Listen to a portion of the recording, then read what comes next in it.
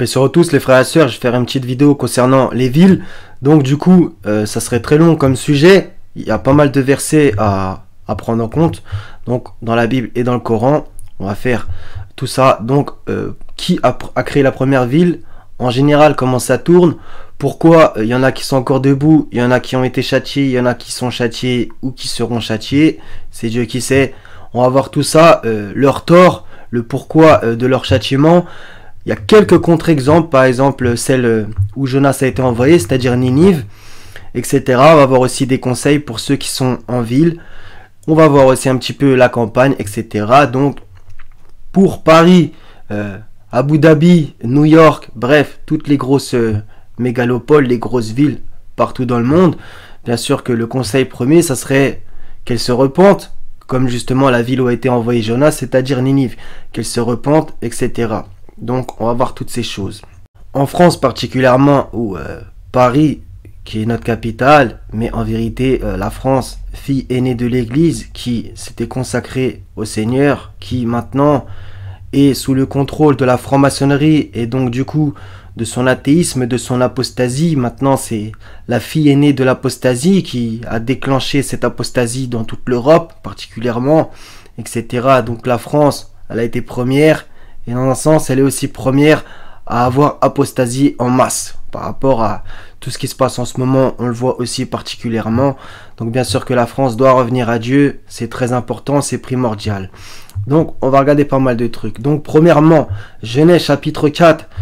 Caïn connut sa femme, elle conçut et enfanta Enoch. Il bâtit ensuite une ville et il donna à cette ville le nom de son fils Enoch. Donc qu'est-ce qu'on voit? C'est que c'est Caïn le premier bâtisseur d'une ville. Donc déjà ça sent pas bon du tout au niveau de tout ça. C'est que Caïn, qui juste au-dessus, on voit qu'il a tué son frère Abel. Donc en vérité, le premier meurtrier qui construit une ville. Donc déjà, ça sent quand même pas très bon. On continue, on poursuit à propos de la Genèse, chapitre 11, un chapitre très connu, du verset 1 à 9, où ça parle de Babel et de sa tour.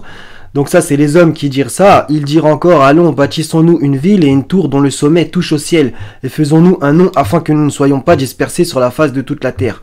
Donc bien sûr que cette tour dont le sommet touche au ciel, on peut le voir sous plusieurs angles. Par exemple, par rapport à maintenant, ça ressemble particulièrement au gratte-ciel. Voilà, se faire un nom, etc. Donc, et de ne pas être dispersé sur la face de toute la terre. Donc, être réunis, on voit juste au-dessus, ils avaient une seule langue et les mêmes mots. Bref, ça ressemble particulièrement à un nouvel ordre mondial. Et c'était Nimrod, le dictateur, le tyran de cette époque. Donc, j'ai déjà parlé de tout ça dans plusieurs vidéos. On va voir d'autres choses encore une fois. On continue, toujours dans la Genèse. Donc, on va voir qu'il y a énormément d'exemples. Donc là, c'est Abraham dans le chapitre 18 qui, on va le voir aussi, c'est relaté dans le Coran, qui discute en faveur du peuple de Lot pour que cette ville ne soit pas châtiée.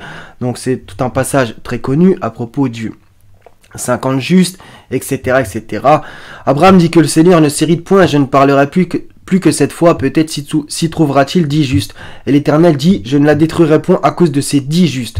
Donc s'ils auraient été 10 à être justes à Sodome et Gomorrhe, elles n'auraient pas été détruites. Donc on voit juste après que justement Sodome et Gomorrhe sont détruites, donc où il y a les anges qui sont envoyés à Lot, etc. Ils veulent leur faire des dingueries aux anges, etc. Et la ville est châtiée, comme c'est encore une fois relaté dans le Coran, particulièrement dans la sourate 11. On va y aller juste après.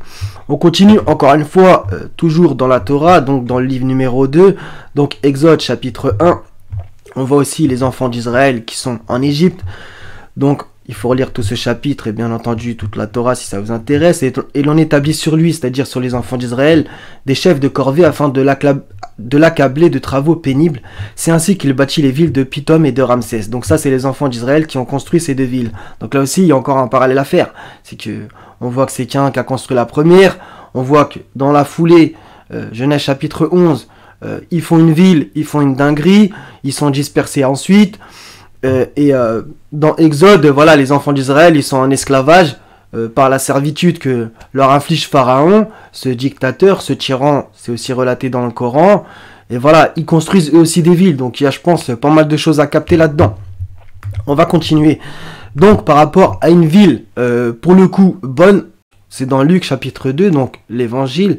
Joseph aussi monta de la Galilée, de la ville de Nazareth, pour se rendre en Judée dans la ville de David, appelée Bethléem, parce qu'il était de la maison de la femme et de la famille de David. Donc, Jésus, né à Bethléem, etc., il est parti en Égypte, et il est revenu à Nazareth. C'est pour ça qu'on l'a appelé le Nazaréen.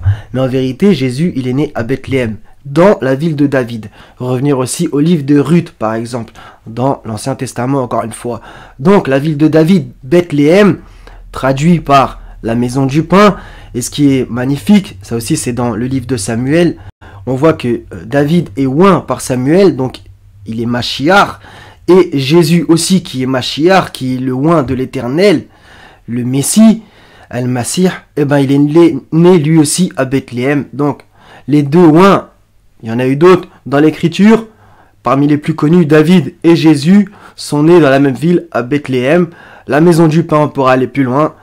Comme il a dit par exemple, je suis le pain de vie, etc. Donc voilà, on peut aussi voir la manne, etc. Donc c'est vachement important. Donc la nourriture céleste que le Seigneur fait descendre. Donc par exemple, toujours chapitre 11, versets 69 à 82, c'est assez long, donc je vais vous inviter à le lire si ça vous intéresse. On voit au verset 74, lorsque l'effroi eut quitté Abraham, donc après que les anges soient venus, et que la bonne nouvelle lui atteint, voilà qu'il discuta avec nous, entre parenthèses, en faveur du peuple de Lot. Donc il a bien discuté avec Dieu en faveur du peuple de Lot pour que la ville ne soit pas châtiée. Et on voit énormément de choses dans ce passage. Lorsque vint notre horde, nous renversâmes, entre parenthèses, la cité de fond en comble, et fîmes pleuvoir sur elle en masse des pierres d'argile succédant les unes aux autres, portant une marque connue de ton Seigneur, et elles, entre parenthèses, ces pierres, ne sont pas loin des injustes. Donc on va voir aussi que, bien entendu, il y a encore d'autres passages où ça va être relaté le pourquoi Sodome et Gomorrhe a été châtiés, ainsi que les autres villes. Donc sourate 65, versets 8 et 9. Donc là, on va voir maintenant le pourquoi elles ont été châtiées, pour beaucoup d'entre elles. Que de cités ont refusé avec insolence le commandement de leur Seigneur et de ses messagers. Nous leur en demandâmes compte avec sévérité, et les châtiâmes d'un châtiment inouï. Elles goûtèrent donc la conséquence de leur comportement. Voilà, de leur comportement. Et au-dessus, on voit insolence. Et le résultat final de leurs actions fut la perdition. Donc, les gens, ils disent, oui, mais pourquoi il y a eu des destructions, etc. On va le voir justement là. C'est que, voilà, le Seigneur, il fait d'injustice à personne. Il est juste. Donc, on va voir que tout ça, c'est mérité. Sourate 46, verset 27. Nous avons assurément fait périr les cités autour de vous, et nous avons diversifié les signes afin qu'ils reviennent. Encore une fois. Donc, 28, 58, 59. Combien avons-nous fait périr de cités qui étaient ingrates? Encore une fois, une caractéristique. Et voilà qu'après eux, leurs demeures ne sont que très peu habitées, et c'est nous qui en fûmes l'héritier. Ton Seigneur ne fait pas périr des cités avant d'avoir envoyé dans leur métropole un messager pour leur réciter nos versets. Donc ça, c'est ultra important aussi. C'est que Dieu, il envoie quelqu'un pour avertir. Et nous ne faisons périr les cités que lorsque leurs habitants sont injustes. Encore une fois, on voit une caractéristique. Injuste, ingrate, on va voir d'autres choses encore. 22, 42, 48, encore une fois, donc ça va être carrément, il y a plusieurs peuples dont le Seigneur va parler. S'il te traite de menteur, entre parenthèses, sache que le peuple de Noé, les Had, les Samoud avant eux, donc ça aussi c'est une chronologie, ont eux aussi crié au mensonge. De même que le peuple d'Abraham, le peuple de Lot. Là on voit encore. Et les gens de Madian. Et Moïse fut traité de menteur. Donc on voit, c'est un éternel recommencement. Puis j'ai donné un répit aux mécréants. Ensuite je les ai saisis. Et quelle fut ma réprobation? On va encore voir une autre caractéristique. Que de cités donc avons-nous fait périr parce qu'elles commettaient des tyrannies? Encore une fois un nouveau truc. Elles sont réduites à des toits écroulés. Que de puits désertés. Que de palais édifiés. On descend plus loin. À combien de cités n'ai-je pas donné répit? Encore une fois, on voit la justice et la miséricorde du Seigneur, alors qu'elles commettaient des tyrannies. Ensuite, je les ai saisies, vers moi et le devenir. Donc ça, c'est pour ceux qui habitent en ville, à chacun de réfléchir si sa ville a l'air propre. Voilà. Même sa mégalopole, etc. À chacun de voir. Je pense que en général, c'est pas bon signe. 21, 11. Et que de cités qui ont commis des injustices nous avons brisé. Encore une fois, injustice. Et nous avons créé d'autres peuples après eux. Voilà. 34, 18. Et nous avions placé entre eux les cités que nous avions bénies. Donc ça, c'est pour ça que je vous ai dit qu'il y a 2-3 contre-exemples. Les cités que nous avions bénies. D'autres cités proéminentes. Et nous avions évalué les étapes de voyage entre elles. Donc aussi, bien entendu, relire tout le début de cette sourate. Et toute la sourate tout entière. Pour mieux comprendre. À propos, encore une fois, de la sourate 11. Et on va voir que dans la sourate 7, c'est gigantesque ce que le Seigneur il dit à propos des cités. C'est une des sourates où ça en parle le plus, de même que la 11. Cela fait partie des récits que nous te racontons concernant des cités. Les unes sont encore debout, tandis que d'autres rasées. Vous voyez comment le Seigneur il nous parle de tout. Cités encore debout et d'autres rasées. Et il y a plein de cités dans l'histoire humaine qui n'existent plus et d'autres qui sont encore debout. Ça, c'est le Seigneur qui sait pourquoi. Nous ne leur avons fait aucun tort, encore une fois. Mais ils se sont fait du tort à eux-mêmes, etc. On va descendre. Telle est la rigueur de la prise de ton Seigneur quand il frappe les cités lorsqu'elles sont injustes. Son châtiment est bien douloureux et bien dur. On descend encore une fois. On va descendre au verset 117. Et ton Seigneur n'est point tel à détruire injustement des cités dont les habitants sont des réformateurs. Donc ça, je vais en placer une petite pour ça. C'est que dans la sourate 2, il y a le mot réformateur et les gens ont l'impression que être réformateur, c'est toujours mauvais signe. C'est sûr qu'en lisant le début de la sourate 2, là, il y a des mauvais réformateurs, mais là, il y a des bons réformateurs. Des gens qui veulent, que le bien règne sur terre. C'est en ça que je pense qu'il faut comprendre ce verset. Voilà, dont les habitants sont des réformateurs. Le Seigneur, il n'est point tel à les détruire injustement, ces cités. Ok? Donc ça aussi, c'est important. C'est encore une fois une solution pour que la cité ne se fasse pas détruire. C'est qu'elle aille vers le bien, de même que la cité de Jonas, mais on va voir encore d'autres choses. 6, 131, c'est que ton Seigneur n'anéantit point injustement des cités dont les gens ne sont pas encore avertis. Donc là aussi, s'il n'y a pas eu avertissement, voilà. Ça aussi, c'est important. 69, 4, 10. Encore une fois, on va voir à propos des Samoud et des Had. Les Samoud et les Had avaient traité de mensonge le cataclysme. Donc là, encore une fois.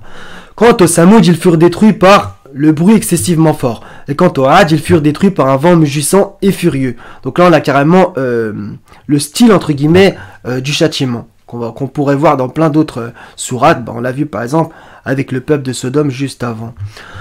Etc. En vois-tu le moindre vestige ? Pharaon et ceux qui vécurent avant lui, ainsi que les villes renversées, commirent des fautes. Ils désobéirent au messager de leur Seigneur. Celui-ci donc les saisit d'une façon irrésistible. Encore une fois.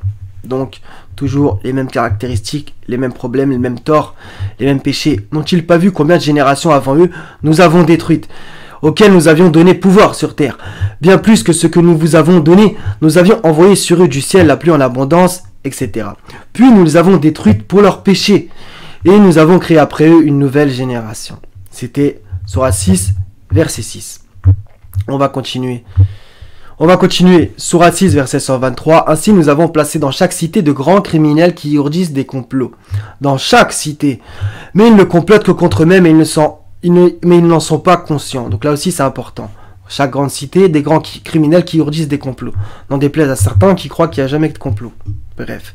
Donc encore une fois, et ça rappelle par exemple ce qui est écrit dans Isaïe, ceux qui dirigent ce peuple l'égarent. Donc c'est toujours un peu le même principe. Les dirigeants du peuple, ils égarent le peuple, de même que Pharaon, il égara son peuple, il ne le mit pas sur le droit chemin, mais son peuple aussi était criminel. Donc c'est toujours la part de responsabilité, elle est pour les deux. Le pourcentage, c'est le Seigneur qui sait. Encore une fois, ne jamais oublier tout ça. C'est pas, il y a des dirigeants corrompus et le peuple, lui, il est super bien. Ça ne colle pas du tout. Et on va voir justement Jonas dans la ville de Ninive que c'est le roi qui a décrété de publier un jeûne pour que la ville se repente. Vous voyez, il n'y a jamais de hasard. Sourate 53, versets 50 et 53, encore une fois, à propos des villes renversées. Je ne vais pas tous les citer parce que, en vérité, j'y suis encore jusqu'à demain matin, si Dieu me prête vie. Sourate 21, 74, 77, je vais vous résumer. Donc, Lot qui a été sauvé de la cité où se commettaient les vices. Ces gens étaient vraiment des gens du mal, des pervers. Encore une fois, des caractéristiques. Et à propos du peuple de Noé, son peuple était comment? Ils furent vraiment des gens du mal. Nous les noyâmes donc tous. Seigneur, il n'est pas injuste. Et le châtiment de la noyade pour le peuple de Noé rappelle le châtiment de la noyade pour Pharaon et son armée. Donc ça aussi, c'est pas étonnant. Le Seigneur, il a multiples châtiments différents. Et voilà. Que de cités nous avons détruites. Or, notre rigueur les atteignit au cours du repos nocturne ou durant leur sieste. Donc ça, c'est intéressant, c'est le timing. Au cours du repos nocturne ou durant leur sieste. Et on va voir encore d'autres façons de faire de la part du Seigneur. Il va en parler dans la même sourate. Donc là, encore une fois, expulsez-les de votre cité. Ça, c'est ce que les gens ont dit à propos de Lot. Ce sont des gens qui veulent se garder purs. Donc là aussi, on a, une façon de faire des gens, c'est-à-dire que ce sont un peuple outrancier, comme il leur a dit, mais ceux qui veulent se garder purs, on veut les expulser. Là aussi, je pense qu'il y a quelque chose à capter. Et bien sûr, il ne faut pas se déclarer pur. Nuance. On voit aussi qu'ils ont voulu expulser Shoaib. Nous t'expulserons certes de notre cité, ô Shoaib, toi et ceux qui ont cru avec toi. Donc là aussi, il y a des choses.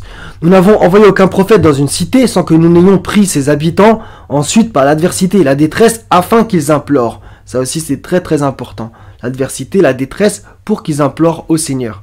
Voilà, ça aussi, on va voir d'autres choses. Et c'est justement ce que le peuple de Jonas a fait. Si les habitants des cités avaient cru et avaient été pieux, nous leur aurions certainement accordé des bénédictions du ciel et de la terre. Mais ils ont démenti et nous les avons donc saisis pour ce qu'ils avaient acquis. Ce verset résume tout. Et justement, les 2 versets d'en dessous parlent aussi du timing. Les gens des cités sont-ils sûrs que notre châtiment rigoureux ne les atteindra pas la nuit pendant qu'ils sont endormis? Les gens des cités sont-ils sûrs que notre châtiment rigoureux ne les atteindra pas le jour pendant qu'ils s'amusent? Là encore, on a 2 timings différents, le jour, la nuit. Ça aussi, c'est très très très important. Et maintenant, on va voir à propos du peuple de Jonas. Ça aussi, c'est un super exemple. Sourate 10, verset 98, et ça va nous amener bien sûr au livre de Jonas dans l'Ancien Testament, que j'invite tout le monde à lire. Les 4 chapitres, c'est très court. Si seulement il y avait, à part le peuple de Yunus, de Jonas, une cité qui est crue, et à qui sa croyance eut ensuite profité. Donc quand Dieu dit si seulement, ça en dit long. Lorsqu'ils eurent cru, nous leur enlevâmes le châtiment d'ignominie dans la vie présente. On va le voir que justement dans Jonas, c'est dit, c'est-à-dire que le châtiment était prévu, mais de par leur repentir, il a été annulé. Bien sûr, Dieu le savait, qu'on se comprenne. Et leur donnâmes jouissance pour un certain temps. Ça aussi, c'est important. Pour un certain temps. Donc, demandez-vous pourquoi pour un certain temps. Bah, c'est parce qu'en général, l'être humain, quand un messager lui a envoyé, voilà, des gens se repentent, la plupart du temps, très peu, un petit nombre. Et quand le messager part, retourne vers Dieu, ça repart en vrille, comme d'habitude. Voilà, ça aussi c'est un éternel recommencement, hélas. Dans Jonas chapitre 3, on voit qu'est-ce qu'ils vont faire. Jonas fit d'abord dans la ville une journée de marche. Donc dans Ninive, où il est envoyé, il criait et disait « Encore 40 jours et Ninive est détruite ». Regardez le verset d'en dessous. Les gens de Ninive crurent à Dieu, ils publièrent un jeûne et se revêtirent de sacs depuis les plus grands jusqu'aux plus petits. La chose parvint au roi de Ninive, il se leva de son trône, ôta son manteau, se couvrit d'un sac et s'assit sur la cendre. Et il fit faire dans Ninive cette publication par ordre du roi et de ses grands, que les hommes, les bêtes, les bœufs et les brebis ne goûtent de rien, ne pèsent point et ne boivent point d'eau. Voilà. Qu'il crie à Dieu avec force, etc. Donc vous voyez que là c'est carrément un décret du roi aussi qui a été proclamé. Et ça c'est très important. C'est pas seulement le peuple, le roi l'a aussi proclamé. Voilà. C'est vraiment magnifique cet exemple de Jonas qui est envoyé à Ninive. Et en plus, quand on voit l'histoire de Jonas, c'est vraiment splendide. Il a eu cette réussite extraordinaire et très rare. Donc, par rapport, encore une fois, à une cité qui n'a pas été détruite, encore une fois, des fois, c'est selon les temps, des fois, elle va être détruite. Là, on va prendre l'exemple de Jérusalem. Donc, au temps de Ézéchias, comme on le voit au tout début du chapitre, dans 2 Rois, chapitre 19, voilà, Ézéchias, il a fait ceci, cela, etc. Et finalement, les Assyriens qui campaient devant Jérusalem, ils ont été détruits, frappés par l'ange de l'Éternel. Donc, Jérusalem a été sauvée. Après, bien évidemment, hélas, Jérusalem est très souvent tombée dans des bizarreries, dans des dingueries, adorer des idoles, etc. Comme justement au temps de Jérémie. Et voilà, Jérémie les a avertis. Fallait faire ceci, cela, ils l'ont pas écouté. Donc, encore une fois, ça dépend les époques, les temps. Jésus a dit dans Matthieu 23, 37, « Jérusalem, Jérusalem, qui tue les prophètes et qui lapide ceux qui te sont envoyés. Combien de fois ai-je voulu rassembler tes enfants, comme une poule rassemble ses poussins sous ses ailes, et vous ne l'avez pas voulu. » Voilà, donc justement, Jésus décrit aussi, qui tue les prophètes et qui lapide ceux qui te sont envoyés. Voilà ce qu'elle faisait Jérusalem dans la plupart du temps. Et justement, Jérémie a été repoussé en son temps. Et c'est ensuite qu'ils ont reconnu que c'était un grand prophète. Justement, lire Jérémie et Lamentation aussi, le petit livre juste après. c'est très important. On va justement aller dans Jérémie 13, 27. J'ai vu tes adultères et tes hennissements, tes criminelles prostitutions sur les collines et dans les champs. J'ai vu tes abominations, malheur à toi, Jérusalem. Jusqu'à quand tarderas-tu à te purifier? On va aller dans Ésaïe, où justement, Ésaïe chapitre 1, très important aussi, pour voir quand le peuple se détourne du Seigneur, etc. Votre pays est dévasté, vos villes sont consumées par le feu, etc. etc. Et à partir du verset 21, quoi donc? La cité fidèle est devenue une prostituée. On voit encore ce rapport avec la prostitution, c'est-à-dire aller à d'autres dieux, des faux dieux, par exemple des idoles. Ils se prosternent devant l'ouvrage de leurs mains. Elle était remplie d'équité, la justice y habitait, et maintenant il y a des assassins. Ton argent s'est changé en scories. Ton vin a été coupé d'eau, tes chefs sont rebelles et complices des voleurs. Ça vous rappelle quelqu'un? Tous aiment les présents et courent après les récompenses, ils ne font pas droit à l'orphelin, et la cause de la veuve ne vient pas jusqu'à eux. Voilà. Et justement, dans ce chapitre, si vos péchés sont comme le cramoisi, ils deviendront blancs comme la neige. Donc il faut revenir à Dieu, encore une fois. Le Seigneur, il te promet toujours, il t'ouvre la porte, que si tu te repens, voilà, tu mangeras les meilleures productions du pays, comme c'est dit justement dans ce chapitre. Donc c'est toujours le même principe. À propos de Babylone, qui est une image, et bien sûr que Jérémie en a parlé par exemple dans son livre, et dans d'autres livres, ça parle de Babylone, et dans l'Apocalypse, c'est cette imagerie de Babylone qui revient sans cesse. Donc Babylone, voilà, la mère des impudiques et des abominations de la terre, dans le livre de l'Apocalypse, Babylone la grande, une habitation de démons, un repère de tout esprit impur, la ville puissante, etc., qui a abreuvé toutes les nations du vin de la fureur de son impudicité. Donc par rapport à maintenant, qui est la ville de Babylone? À vous de savoir. Voilà. Apocalypse chapitre 21, toujours à propos de Jérusalem. Et je vis descendre du ciel d'auprès de Dieu la ville sainte, la nouvelle Jérusalem, préparée comme une épouse qui s'est parée pour son époux. Donc la Jérusalem céleste, qui est très important. Donc ça aussi c'est important, je voulais en parler. Donc un petit peu différent, même si ça va encore avoir un rapport avec la ville, c'est justement les gens de la caverne, donc dans la sourate 18, qui se réfugient dans la caverne, donc qui fuient la ville, et qui, au verset 19 par exemple, on va voir, d'autres dire, votre Seigneur sait mieux combien vous y avez demeuré. C'est pas de ça que je voudrais parler, mais c'est pour pas trop couper le verset. Envoyez donc l'un de vous à la ville, avec votre argent que voici, pour qu'il voie quel aliment est le plus pur, et qu'il vous apporte de quoi vous nourrir. Ok? Donc, et là aussi, justement, il faut faire attention. Si jamais ils vous attrapent, ils vous lapideront. Donc, encore une fois, donc faut aller à la ville pour prendre l'aliment le plus pur. Alors qu'ils étaient dans la caverne, là aussi, il y a pas mal de choses à capter. Donc, je voulais aussi en parler. Encore une fois, à propos de la ville, où les gens ont envie de retourner vers la ville. Surah 2, verset 61, donc c'est les enfants d'Israël, quand ils ont dit à Moïse: quand vous dites, ô Moïse, nous ne pouvons plus tolérer une seule nourriture, prie donc ton Seigneur, pour qu'il nous fasse sortir de la terre ce qu'elle fait pousser, de ses légumes, ses concombres, son ail, ses lentilles et ses oignons. Il vous répondit, voulez-vous échanger le meilleur pour le moins bon? Descendez donc à n'importe quelle ville, vous y trouverez certainement ce que vous demandez. Donc, bien entendu, lire tout ce passage qui est super intéressant à propos des sources, etc., etc. Donc, justement, au-dessus, ça parle de la manne et l'écaille.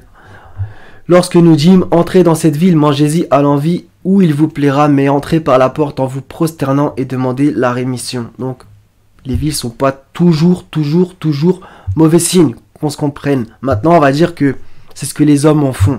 Et si vous habitez en ville, vous savez pertinemment que, voilà, c'est vraiment spécial. Maintenant, à propos des conseils par rapport à ceux qui habitent en ville et qui, des fois, n'ont pas les moyens de la quitter.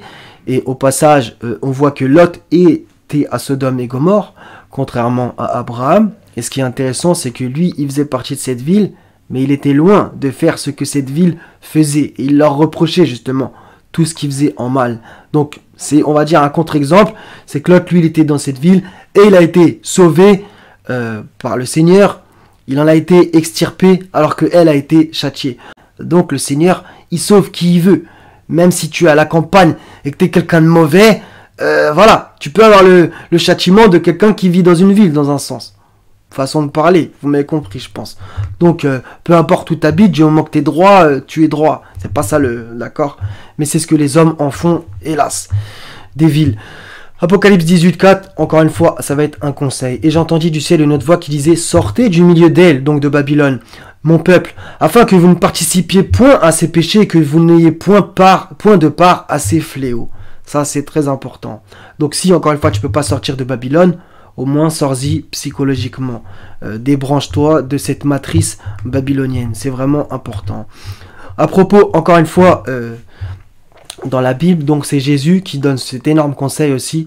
Matthieu 10, 23. Quand on vous persécutera dans une ville, fuyez dans une autre. Ça, c'est un conseil aussi magnifique. D'accord? On vous persécute dans une ville, fuyez dans une autre. Je voudrais terminer coraniquement par Sourate 95, verset 3, et par cette cité sûre. Donc, à vous de savoir quelle est la cité sûre dans le Coran, de même que la mère des cités. Je vous invite à faire votre recherche si ce n'est pas fait. Donc, c'était assez long en vérité. Donc, tout ça pour vous dire, bien sûr que toutes les grandes villes, la plupart maintenant, il se passe beaucoup de dingueries, c'est du n'importe quoi. Il y a certaines choses qui sont bien.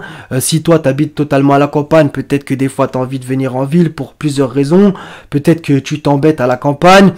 Par contre, en ville, voilà, je sais pas moi, tu es loin de la création, tu es dans une forêt de béton, etc. Bref, on va dire qu'il y a du bien et du mal partout, dans un certain sens.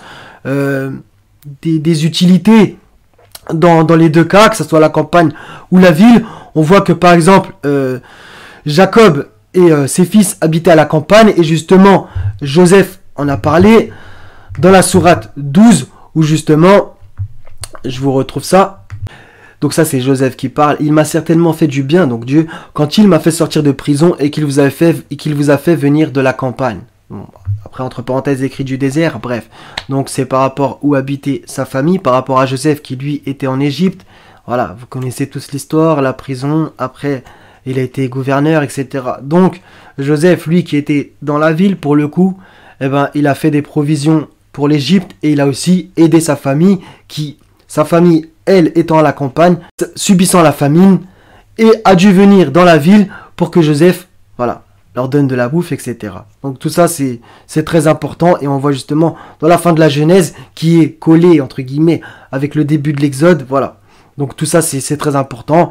Ils sont venus de la campagne vers la ville pour avoir à bouffer. Donc, comme je vous ai dit, il y a 2-3 contre-exemples. Maintenant, on voit que coraniquement, les cités, quand même, elles prennent cher, on va pas se mentir. Et à chacun de réfléchir sur le sort des grandes villes actuelles. Voilà, et c'est Dieu qui connaît tout. Soyez tous bénis les frères et sœurs. Si vous avez un témoignage, par exemple, vous êtes sorti de la ville et vous êtes allé en campagne, n'hésitez pas de vos pourquoi, quelles raisons, etc. et comment ça se passe maintenant, si vous avez envie. Si c'est l'inverse, vous venez de la campagne, vous avez été dans une ville, j'aimerais bien avoir votre témoignage si ça vous intéresse. Voilà, par la grâce du Seigneur, soyez tous bénis. Wassalamun alal mursalin walhamdulillahi rabbil alamin. Prenez soin de vous, à la prochaine, Inch'Allah. Paix sur vous tous.